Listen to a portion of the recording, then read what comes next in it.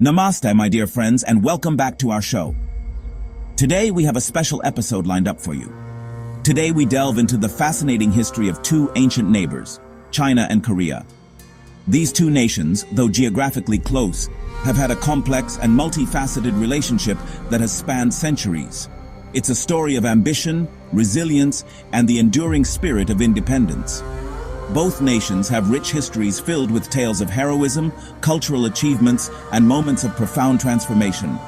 Imagine a powerful empire, always seeking to expand its reach, its eyes set on a smaller peninsula nation. The Chinese Empire, with its vast territories and immense resources, often looked towards Korea as a land of strategic importance. This, my friends, is the story of China and Korea, a tale of two neighbors whose destinies have been intertwined through trade, war, diplomacy, and cultural exchange. For centuries, China cast a long shadow over Korea. The influence of Chinese culture, politics, and military power was felt deeply in the Korean peninsula. The Middle Kingdom, with its vast resources and armies, seemed poised to conquer the smaller nation. Chinese dynasties, from the Han to the Qing, often saw Korea as a tributary state, a buffer zone against other potential threats. But Korea, with its fierce spirit and strategic brilliance, always managed to resist complete domination. Korean leaders and warriors employed clever tactics, fortified their defenses, and leveraged their unique geography to maintain their autonomy. Like a seasoned warrior, Korea defended its sovereignty time and again. Despite numerous invasions and attempts at subjugation, the Korean people held onto their identity, their culture, and their independence. This resilience is a testament to the enduring spirit of the Korean nation. Our story begins with Emperor Wu of Han, a ruler with a thirst for conquest. Known for his ambitious nature and military prowess, Emperor Wu sought to expand the boundaries of his empire far beyond its existing borders. His reign marked a period of aggressive expansion and consolidation of power, driven by a vision of a unified and powerful China. He set his sights on the Korean peninsula, eager to bring it under Chinese control. The Korean peninsula, with its strategic location and rich resources, was a tempting target for the ambitious emperor. The idea of extending his influence over this region was not just a matter of pride, but also a strategic move to secure his empire's dominance in East Asia. His armies marched east, clashing with the forces of ancient Korean kingdoms. These kingdoms, though smaller in size compared to the vast Chinese empire, were fiercely independent and well prepared for battle. The clashes were intense, with both sides demonstrating remarkable bravery and tactical ingenuity. The Korean warriors, known for their resilience and fighting spirit, put up a formidable resistance against the invading forces. The Chinese dragon roared, but it could not quite swallow the Korean peninsula. Despite the might of the Chinese army and the strategic brilliance of Emperor Wu, the Korean kingdoms managed to hold their ground. The dragon, a symbol of imperial power and dominance, found itself challenged by the unyielding spirit of the Korean people. Yes, there were victories and defeats on both sides. The battles were fierce and the outcomes often uncertain. Each victory for the Chinese was met with a counterattack from the Koreans, and each defeat was a lesson in the resilience and determination of the Korean warriors. The struggle for control over the peninsula was a testament to the enduring spirit of both sides. But Korea, though smaller, was never an easy target. The Korean kingdoms, with their well-fortified villages and skilled soldiers, proved to be a tough adversary. Their knowledge of the local terrain and their ability to adapt to the challenging conditions gave them a significant advantage over the invading forces. The terrain itself played a crucial role in thwarting the ambitions of the Dragon Emperor. The dense forests, rugged mountains, and narrow, winding paths of Korea created natural barriers that the Chinese armies found difficult to overcome. These geographical challenges, combined with the determined resistance of the Korean people, ultimately prevented Emperor Wu from achieving his goal of complete domination over the Korean peninsula. Geography, my friends, can be a powerful ally in times of war. And Korea, with its rugged mountains and surrounding seas, knew how to use it to its advantage. The towering peaks and narrow passes acted as natural fortresses, slowing down and weakening invading armies. The seas, while sometimes a conduit for trade, also served as a formidable barrier. Imagine trying to land an army on those shores, with fierce Korean defenders lying in wait. The turbulent waters of the Korea Strait often proved treacherous for Chinese fleets. Centuries passed, and China saw the rise and fall of many powerful dynasties: the Tang, the Song, the Yuan, the Ming. Each had its own ambitions in Korea, its own dreams of conquest.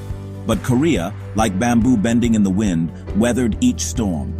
The Koreans were skilled warriors, masters of horseback archery and mountain warfare. They fought with the tenacity of tigers protecting their young. But their strength lay not just in military might, but also in their strategic thinking and diplomacy. Section 5. The Art of War and Words. Korea understood that survival meant more than just physical strength. In a land surrounded by powerful neighbors, the Korean peninsula had to navigate a complex web of politics and warfare. The ancient Koreans were not just warriors. They were strategists who knew that brute force alone would not ensure their survival. They had to be smart, adaptable, and always one step ahead of their adversaries. It required cunning, alliances, and a shrewd understanding of its powerful neighbor. The Chinese Empire, with its vast resources and military might, was both a threat and an opportunity. Korean leaders had to be astute, recognizing when to engage in diplomacy and when to prepare for conflict. They studied their neighbors meticulously, learning their strengths and weaknesses, and used this knowledge to their advantage.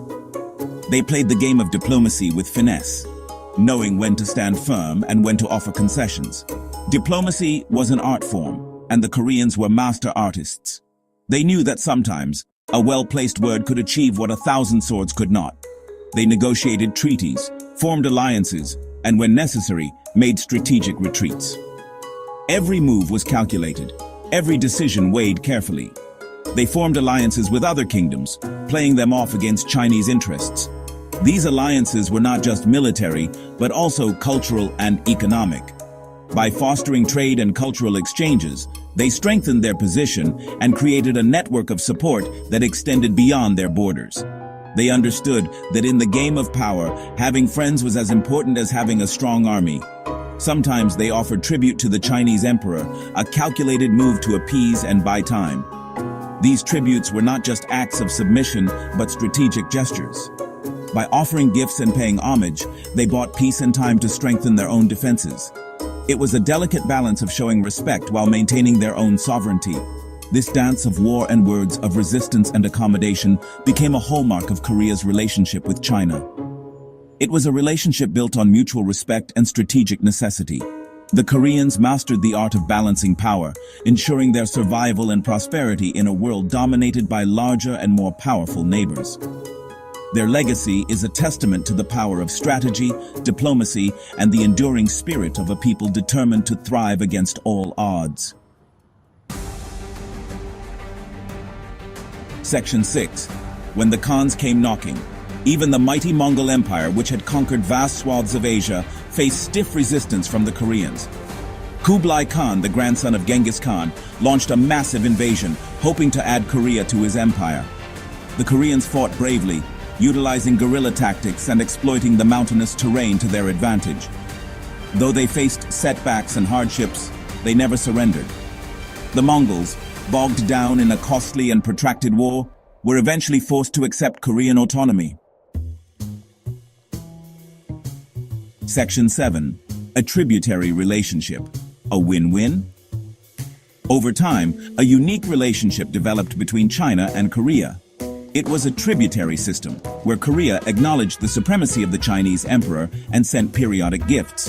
In return, they received protection and recognition of their sovereignty.